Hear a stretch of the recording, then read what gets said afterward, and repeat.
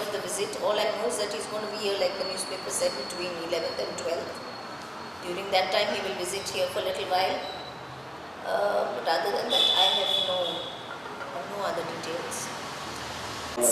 It's going to be very exciting to have him here. So looking forward to his visit.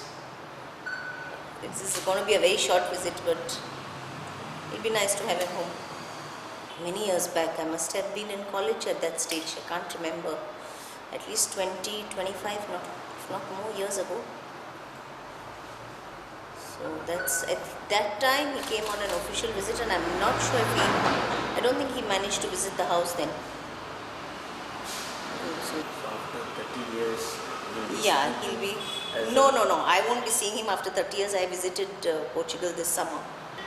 I don't think the wife will come down and not the children because he's on an official visit. So usually I have my doubts the wife will come. But I believe he's in some kind of there's a group coming in. So I'm not sure. I don't have details.